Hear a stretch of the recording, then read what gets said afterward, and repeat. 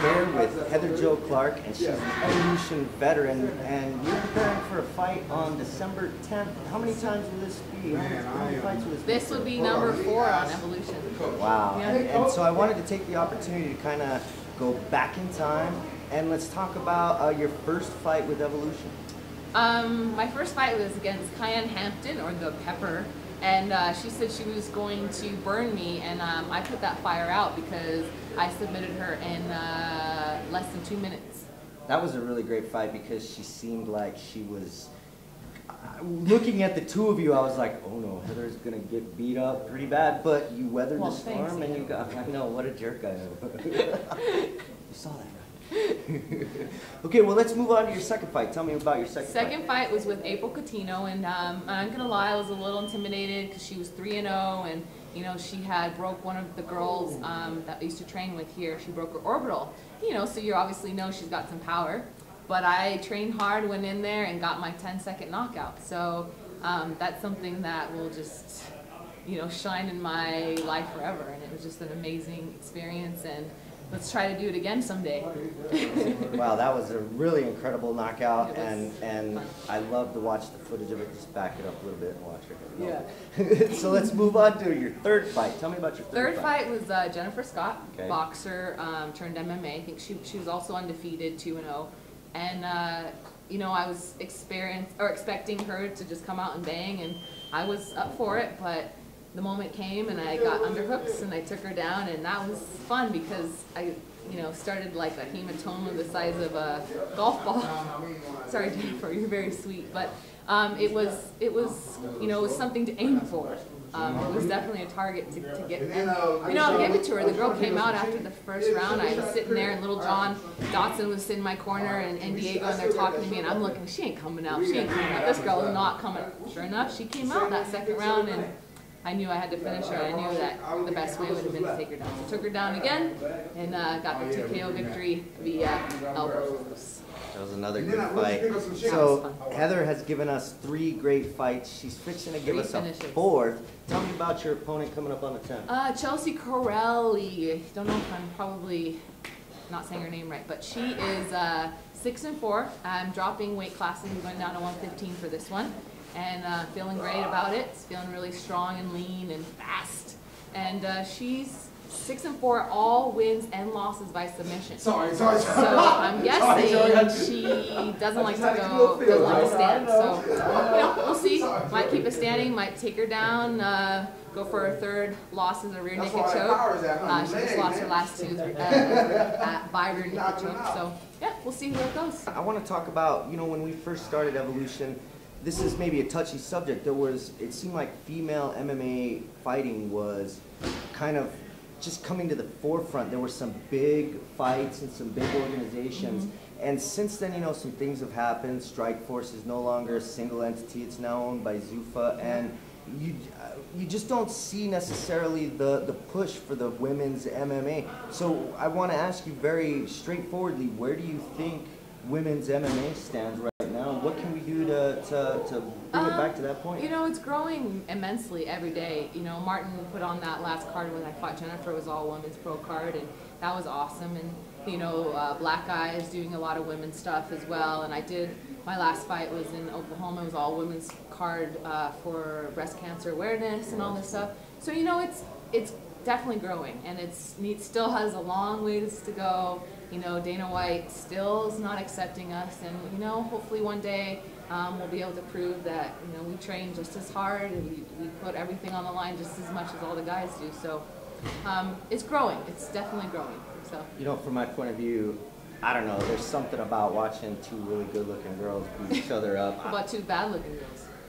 Hey, you know, we're not prejudiced against the Goonie Goo Goo. Okay. Oh, check it out, Clovis. If you're watching this, these are the actual cards from when Heather beat April Coutinho and from Jennifer Superstar Scott. So Heather, I would like for you to autograph these for us. Yes, sir. And Clovis, check it out. I'm going to be in your town next week, and I would like for you to find me and ask me for some autographs, ask me for some swag. And now, really quickly, we're moving into one of the most exciting weekends in recent history, at least for Albuquerque MMA, and I would have to say that's because We've got Little John Dodson and Diego Brandao. Both my corners. I pick good corners. She does. Both fighting for the Ultimate Fighter Championship. Yep. What, this will Finale. be tomorrow night. So why don't you, do you have a message to these guys, and also let us know what you expect from these guys? Oh gosh. Well, they're family to me. You know, they mean more to me than life itself, you know, and I'm just so excited to be watching them and what it means to Jackson Winklejon to have, you know, these guys in there and representing our team is just, it's unbelievable. I get chills just thinking about it. And, you know, it really proves that the ethic, the work ethic and everything that goes into our team and especially these guys, they're just so talented and they're finally getting the chance. I mean, both Diego and John have like over 20 fights, and they're just barely now getting the opportunity to show the world, you know, what they're capable of. And I know they're both going to come out victorious, and it's going to be amazing for them, for our team, and everything. So. Look at the look in her eye when she starts talking about these guys. And from my point of view, you know, Evolution, I know we're really proud to have had the opportunity to put Diego in our cage and to say that he's an Evolution veteran. So Diego, Little John, good luck you guys. And Clovis, come out December 10th. Watch this young lady. And listen to him. I am the best announcer in the business, right? I am going to do some work there. Heather, thanks for taking the opportunity. Thank you.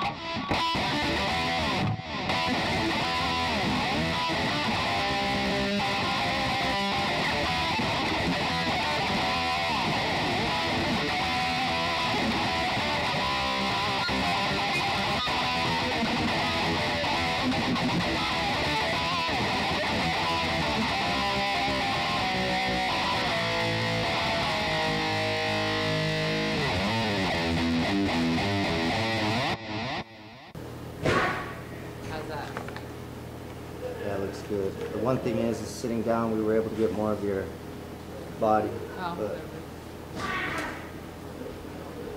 unless you move it back a little bit. Well, you want probably the mic. Just move it. Go closer. Oh!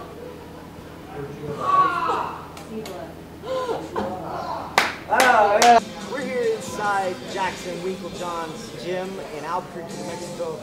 You know, Heather, I kind of don't like plain old vanilla interviews where it's sick, but will you do this one more time for me? Okay, I'll do it.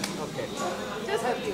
Thank you. You know, I quit doing all this, but where should we start? We've got this fight against Chelsea coming up. Why don't you tell me how you think the fight's going to go? You know what, Ian? I'm going to just show you how it's going to go, all right? Okay.